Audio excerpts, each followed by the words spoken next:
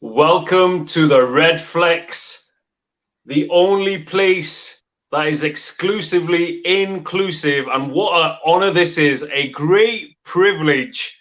A very close friend of mine, unfortunately, as you can see, he is a Liverpool fan.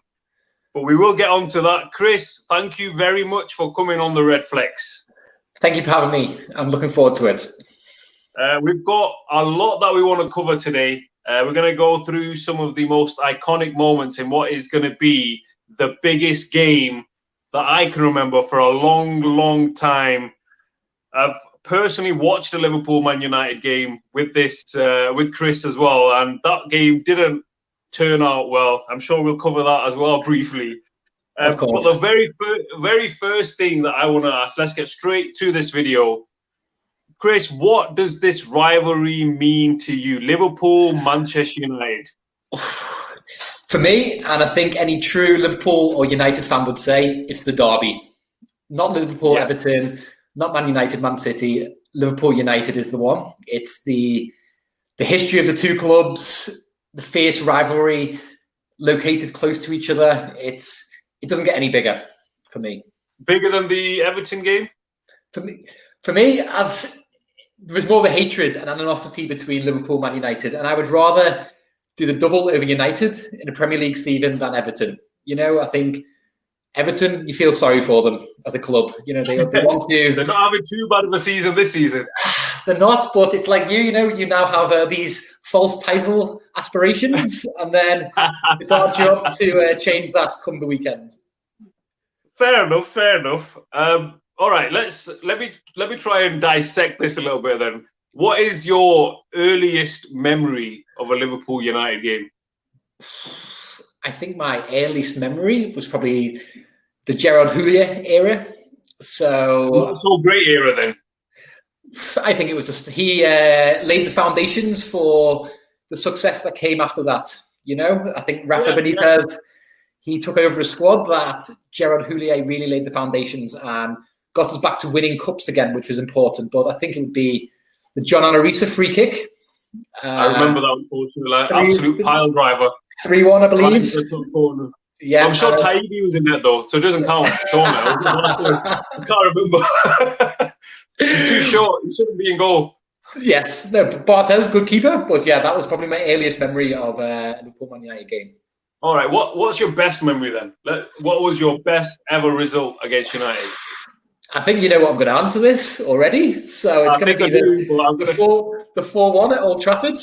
The start of Vidic's nightmares against Liverpool. And just the annihilation of what was a fantastic United team. You know, you had Ronaldo, Rooney, Tevez, arguably your best front three. No, I would agree. I would agree with that. And then I just think it was the coming of Torres. You know, he world class on his day. I think one of the best strikers the Premier League has ever seen. Unfortunately, we didn't have him for long enough. But yeah, and I think Andre Desena, Fabio Aurelio free kick, it had it all in the game. So yeah, that's probably my. I'll tell a little personal story with you, Chris, with that game. So I was in Barcelona for that game. Eagerly anticipating the game, looking forward to it. I believe it was a close title race at the point. Liverpool were the top at the time? Potentially, yes. That could be the word. I think they were. And I was watching it in a sports bar and I was thinking, yeah, we've got this game under control. And by the end of it, I was absolutely sick in my stomach. I couldn't believe what I was seeing. 4-1 at Old Trafford. You probably had the biggest smile.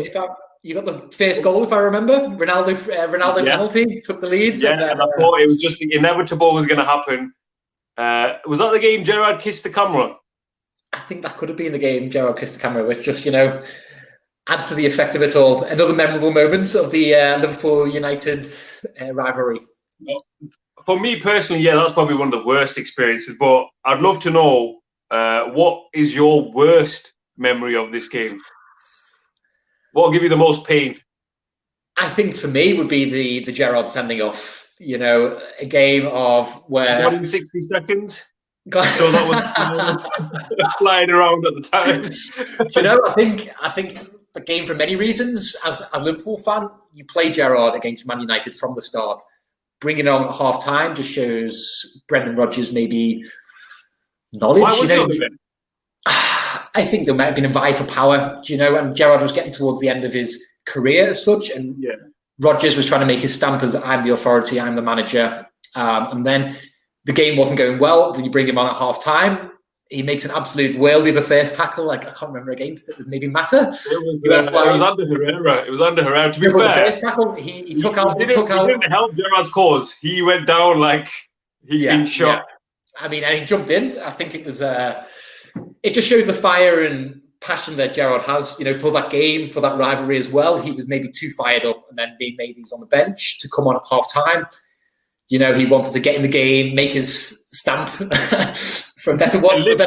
Literally, he took that literally and took it a little bit too far. But I think you might have conveniently may have left this point out, but I'll remind you, I'm sure that was the game where Juan Mata scored an absolute worldie. It was one of the most greatest goals, in my opinion, in the Liverpool-Man United rivalry, especially the first half. I don't know if you remember the game in detail, but that was a game after so many years. I think Van Gaal was in charge. The first half, the football that we were playing, Barcelona-esque, total football, possession, movement, Liverpool had no answers. I'd probably say it's probably the best 45 minutes that we've had at Anfield anyway. I mean, you've not had many good 45 minutes since then, so I understand why you have memory of these past times, Yeah, we've not won in the last 5, but you haven't won. Klopp hasn't won at Old Trafford either.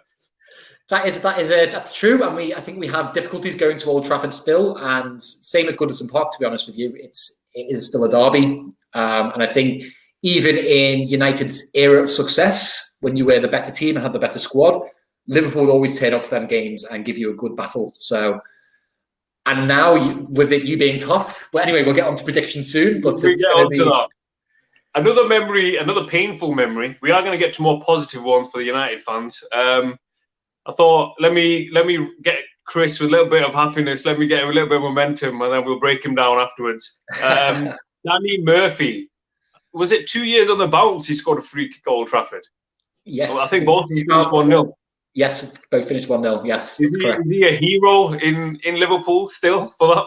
I mean, he was a great player for us. It's I don't know what you're about to come on to, so I'll just Diego Forlan is going to be 2002.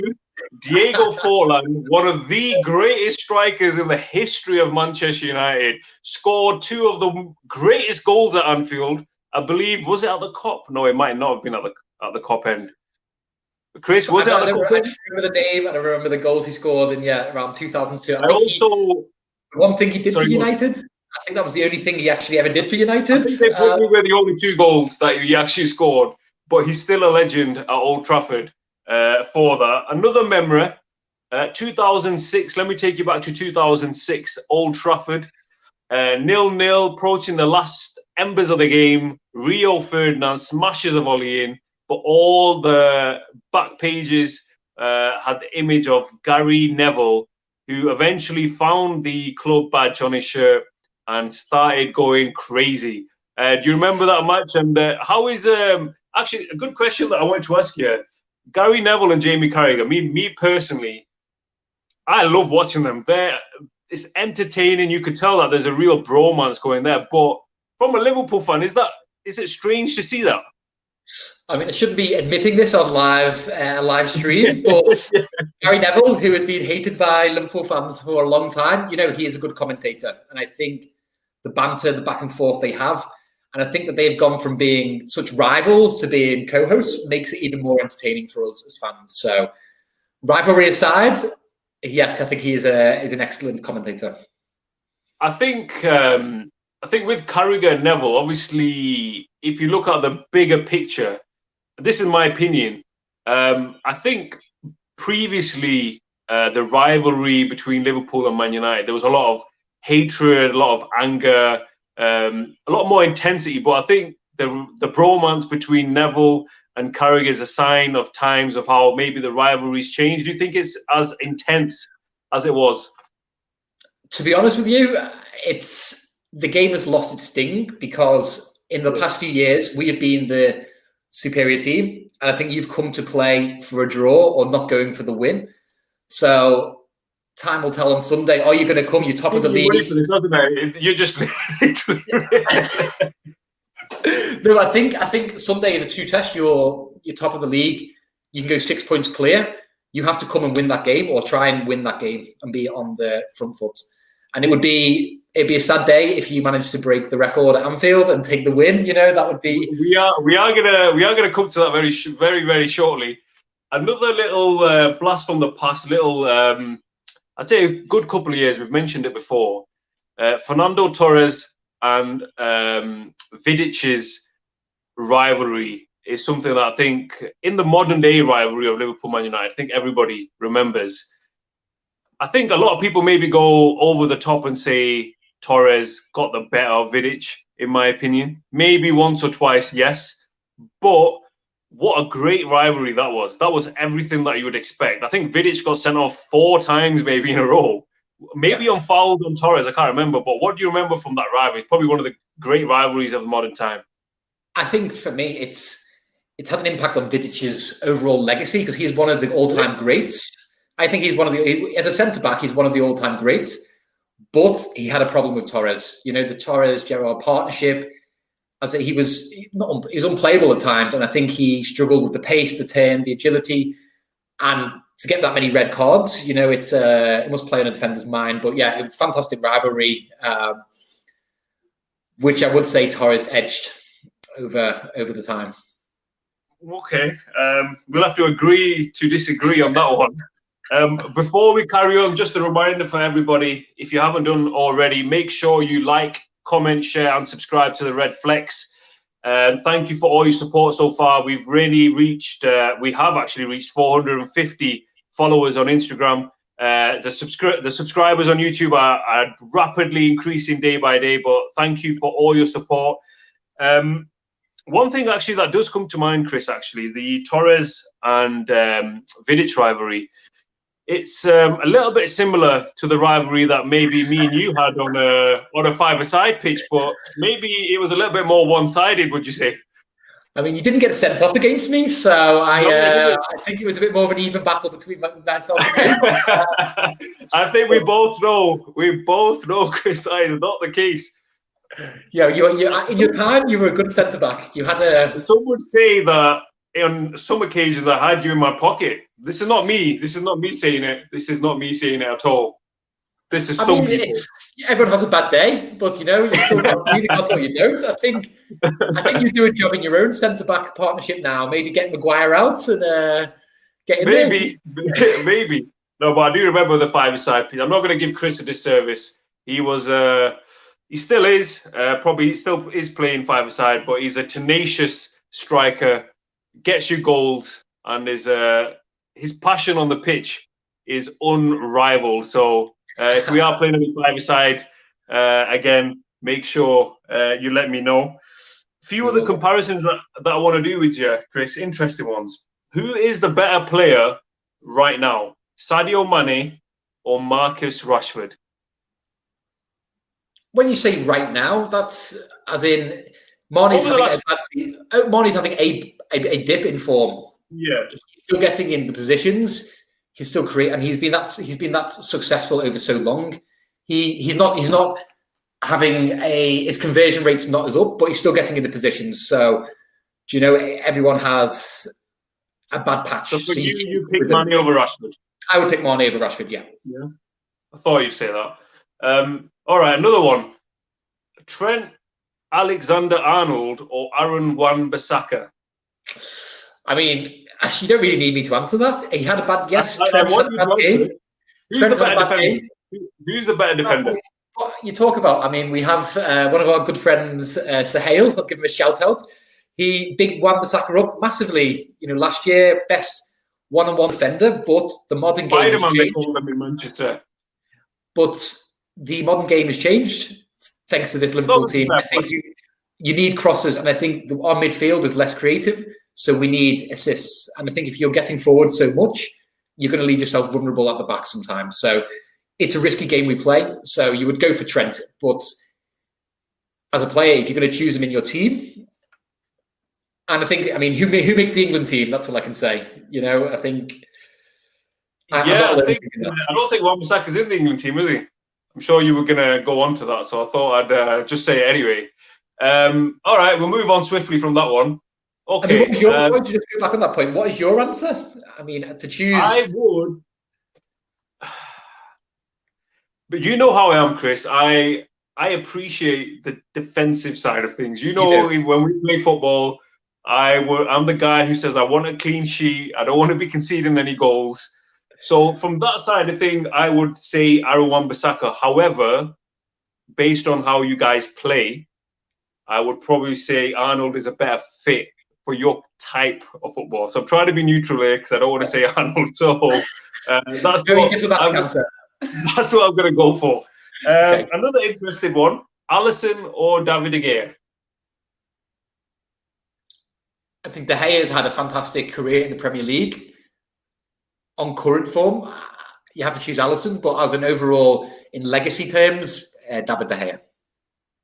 Fair enough. I can respect that. Okay, so I want to move on to another section now, and this is more in terms of the build-up of the game. So Liverpool obviously recently, I'll be honest with you, I'm getting great entertainment out of it. There's no one that's more happier than I am. I can promise you that much, Chris.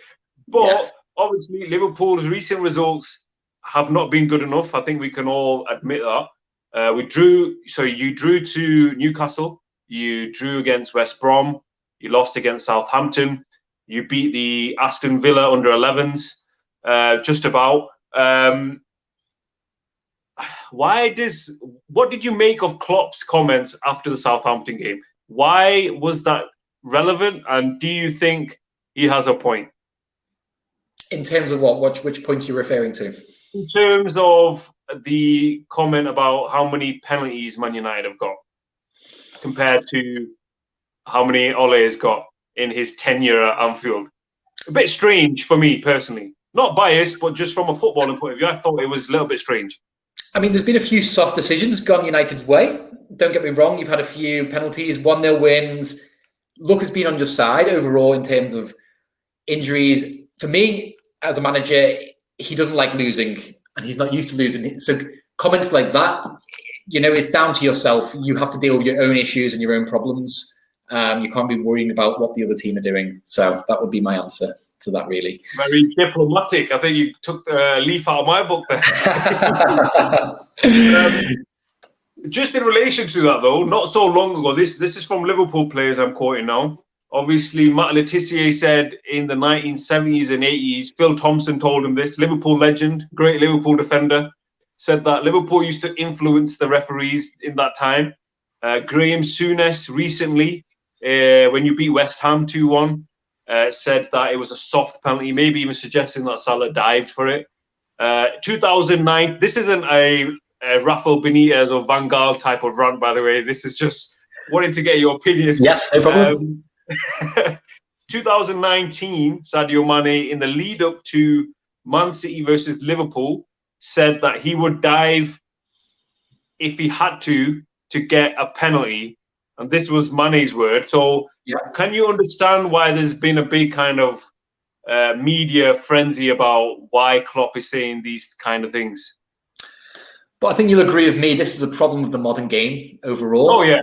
Yeah. On all teams. And then it's if you're a striker and you feel contact in the 90th minute and your team are drawing 1-1, but you can stay on your feet. If you stay on your feet, the penalty is not always going to be given. So players go down more easily, and it's a bad side of the game, but winning is important to teams as well. And if you try and stay on your feet, you don't get given the penalty. So you understand why players go down more easily because they want the decision. But you have to get what advantage you can get, I guess. Exactly. And you talk about influencing referees, or this happens with any top team, Real Madrid's. You saw it back in the day. I read something about John Terry, and he was best friends with all the referees, asking about families, asking about their wives and how the kids and all this. And you have that level of friendship with a referee, it can influence the game. So it definitely does happen. Okay, let's focus now straight on this game. The world is waiting for this game. First versus second. Man United, top of the table. I've printed a copy of the table as it stands. I've been sleeping with it every night. I'm going to enjoy this time. Obviously, 7 years of hurt. So I'm going to enjoy every single day of this. But in your opinion, Chris, where is this game going to be won and lost from the Liverpool side of things? But not score prediction just yet, though. Okay. Our issues are at defence, as we all know that. Obviously, Matip is still a doubt. So you've got who's going to be starting at centre-back. You've got a great defender coming through called Phillips. I really hope he plays this weekend. To be honest with you, I would rather him start than Williams at centre-back because I think Williams worse. No, William, he's really young, and the magnitude of that kind of game. Yeah, he's not that strong either. You bring someone like Cavani on, so I would have Fabinho and Matip starting. That would be my ideal partnership. If Matip is injured, then I think Henderson needs to be in the midfield. For me, he doesn't do the same job at centre. Is he fit? He'll be playing. He's a captain. He will be turning up on that pitch and giving us all, as you know. So for me, it's important to have the centre-back partnership correct, and then it's who do we start in midfield. And I would like to see Thiago, I think, could be the big difference. We need that intricate passing. I think United aren't going to come in, they're going to try and counter us. I don't think they're going to come on the all-out attack. So we just need to have someone who's going to have a bit of creativity in the midfield. So I'd have Gini partnering Thiago and Henderson in midfield, hopefully. But the midfield battle will be where it's won and lost. Who is the one player that you're fearing the most from the United team? So I know you would expect me to say Bruno Fernandes, but I thought you wouldn't say him. But knowing you how I do, I don't think I thought you would say that. He's not a big game player, really. That's what I've heard. So I'm going to say four player of the months already in his short career. I would say potentially Martial he's done it before against Liverpool, so pace could be a problem for us, I think. But obviously, you have the threat of Bruno Fernandes as well. So, keep them quiet, and then hopefully we should get the win. How much do you think no fans at Anfield? Obviously, we all know about the intense atmosphere at Anfield. Normally, the match is won in the tunnel for most teams. Do you think that's going to have an impact on the game? It definitely has an impact on the players. The rivalry going to Anfield, having that fear factor. So I think it obviously benefits yourselves going into the game. However, we've still managed to keep our record at Anfield intact, even during the pandemic. So yes, it's a factor, but we can't let it, affect our game. We still have to play the game. And when we play at Old Trafford, it's going to be the same scenario for you. So we just got to deal with the situation in hand. Will it hurt more if we do break that streak? Because I would love it if we did. Yeah, and know that I would love it. I think, out of anyone to break the streak and then to go 6 points clear, that would be devastation. So I think, but the players are aware of that. We've been on a bad run. On their minds? No, we've been on a bad run, and I think we're champions. So this game is okay. You might not have been able to get up for the other games as much. You're in lockdown. There's no fans. You're 3 points behind. You're fierce rivals at home. What more pressure do you need? You need to use that pressure for. It's huge. It's a huge game. But I think at this stage, a draw would suit you guys more. We need to win this game. No, I would say definitely that a draw for us wouldn't be such a bad result because we'd still be 3 points clear. I think City do play, so that potentially the gap could reduce. We've got some comments. Soom K says, I think maybe he's implying that Rashford could be a player that could cause you problems, especially Arnold. Remember how he disposed of him quite easily at Old Trafford not so long ago. MZ says, you see all this talk of United will sit back and counter. It'll come to bite Liverpool fans when United come out and play attacking football from minute one, just like we did against Leeds. Soom Sorry, we've got another one from him saying United definitely going to come out to play. If anything, it is Liverpool that will sit back and defend. What else we got? The excitement for this game can cure any disease, I swear. Little snapshot of how much this game is going to be in terms of the Premier League title race. Just before we finish up then, I know you're a very busy individual, Chris, so I don't want to keep your weekend on hold for much longer. Just want to know very quickly then, a very important question, probably the most important question that I've asked you in the 26 minutes that we've been running. The full-time score, approximately, I believe, what time is it going to be? About 6:15, 6:30. What is the full-time score going to read at Anfield? It's a big question. So I'm going to go, I think it's going to be a tight game. And I think I'm going to go with 2-1 Liverpool. 2-1 Liverpool. So can we get some commitment from you then? Win, lose or draw, will you be back on the red flex to back up what you've just said? I will, yes. So hopefully I'll be in a celebratory mood. So hopefully you will turn up as well. But yes. I will turn up. I will have to turn up. But hopefully we'll be turning up with the most precious 3 points that I can ever remember. I want to tell you now, Chris, that if we beat you on Sunday, that is going to be the most sweetest moment that I can remember. And it'll be payback for that student union where we watched that Europa League game that I still remember, where Coutinho knocked us out of the Europa League. So I think I do owe you one at least. You do, yes. But thank you so much for coming on, Chris. Really appreciate it. Can I just ask you a question, though? What is your prediction? Yeah. I've not heard that My prediction, well, obviously, we've just done the official match preview prior to this one, but I'm going to share something. And if it does come out, firstly, I want to see Klopp's face. And secondly, I would like to see your face.